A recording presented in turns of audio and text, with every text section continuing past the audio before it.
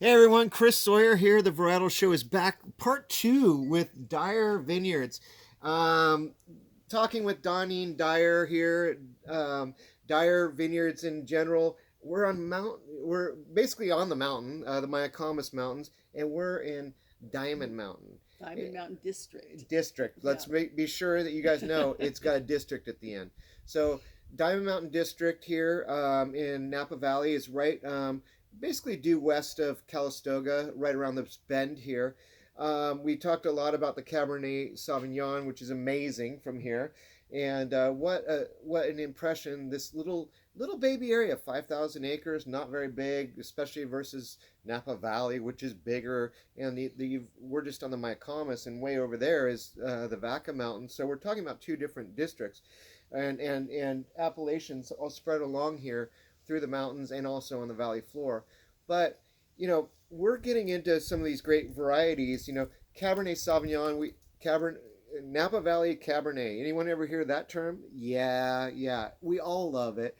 But Cabernet Franc, you like Cabernet Franc. I like Cabernet Franc. Let's talk about Cabernet Franc.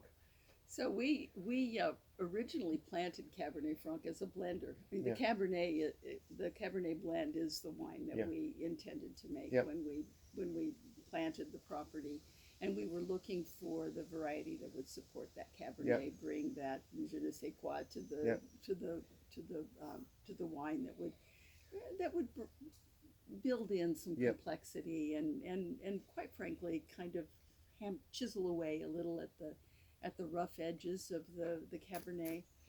And Cabernet Franc, it was that variety. yeah, And we really never made it as a we didn't make it as an individual variety until probably 15 years after yeah, we planted the vineyard. I yeah, mean, seriously, it was such an integral part of the blend. But we were so keen on it in the yeah, vineyard that whenever we took out the Merlot, we yeah, put in yeah, Cab Franc. Whenever we took out the Malbec, we put in Cab Franc. And we kind of got to the point where we thought, we maybe have a little more than we want in yeah, the blend. So one year we held a ton out and did the classic, bin yeah, fermentation, and we're quite floored yeah, with what we saw in the wine on its own. yeah, Um, we still use the majority of the Cab Franc in the Cabernet blend, but we do every year have a barrel or yeah, two of the Cab Franc that we use.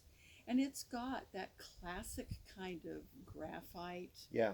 character, a little bit of a floral perfume, It kind of does. a Some white lid. blueberries in here too, Mm-hmm. and it has a lot more of a red fruit character than the Cabernet I does. agree. Isn't that I crazy? agree. I mean, I love this Cabernet Sauvignon, but it's definitely darker fruit, darker. I mean, but we talked about currants too, and you can really talk about red currant versus black Yep. currant, And and you get that too in here. And yeah, I just love Cabernet Franc. Let's give a shout out to John Scumpney and all the great things he's done for Cabernet Franc yeah, too. But where did John really get the idea? It's from tasting wines from little vineyards that were up here on Spring Mountain, yep, and if it could work on Spring Mountain, it can work here. yep. But it's really, you gotta, it's a different kind of grape. But don't forget, it's also the parent of Cabernet That's right. Sauvignon. That's right. So it obviously has a genus that's a very special genus, and it's just a really special grape. To me, it's one of my favorite grapes in the world. Yeah, they age beautifully without being quite as um,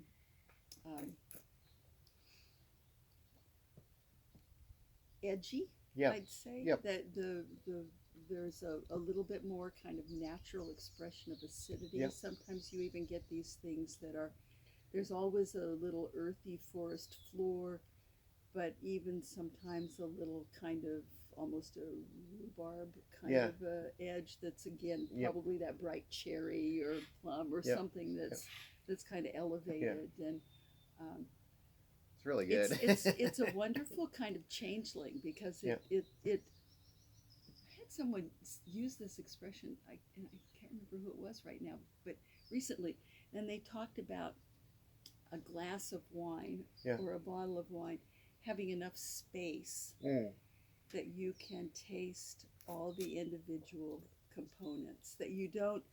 They're not all smooshed together. I They're- completely agree with that. that you get one and then you get another one and they come back and they kind of. Conceptually, I get that. I hope that makes sense. But yeah, to me, Cab Franc, more than most red varieties, have that sense of space. There's a little expansiveness to them that. We're finding a lot about Cabernet Franc. You know, this is a totally different kind of era right now that we're in. This past 10 years, I think Cabernet Franc's really come out of its, you know, being just a blending grape. But we're also finding the same thing with Petit Verdot, aren't we? Well, yeah, as long as you don't worry about smoke, I think. Yeah. But yeah, I mean, I think Cabernet Franc is another one of those ones that's very site specific.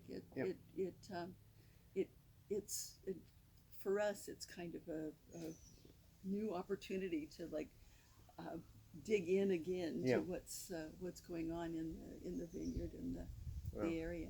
There was some beautiful Cabernet Franc that came out of the vineyard across the way. Wonderful stuff. Well, I want to thank you so much, Dawnine, and you know, it's so fun to talk to you. I mean, our conversation that we had recently, it was an hour and a half. I could have gone on for, I think both of us could have. I'm like, exactly. we got to cut this off. That's why when Chris called and said, I'd like to come, I said, oh, sure. Yeah, and I did want to say one thing too. We've got Robert's book here. This is Appellation Napa Valley, and this is Richard. Sorry, I just want to. Richard, you know, Mendelson. And this is a really great book, you guys. And, you know, obviously it's got a lot to say about Napa Valley, but it's also a lot about the appellations. And Richard was the man who was kind of the legal counsel for. Richard spent quite a bit of time in France, studied in France, understood their appellation system.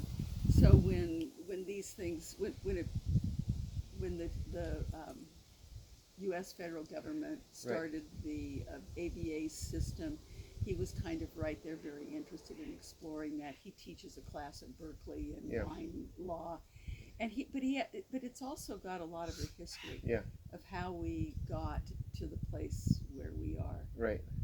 And I think, you know, we were talking about were there mistakes made? Well, you know, once it's decided and laid out, then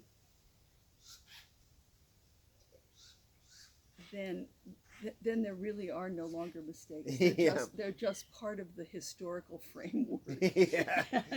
And you can have annexes and things like that added later. The stories are very good. Yeah.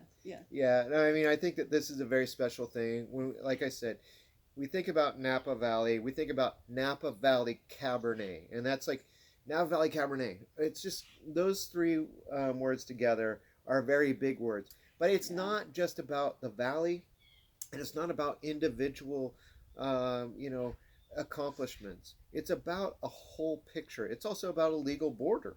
It's boundaries that are decided by the government and working with the government. And to some extent protected by the government, which I'll tell you, for us small producers, it beats the hell out of trademarks. Well, we were talking too. I mean, there was a Supreme Court case, where a winery or a brand man who owned a brand was using Napa Ridge, and it was a California appellation. So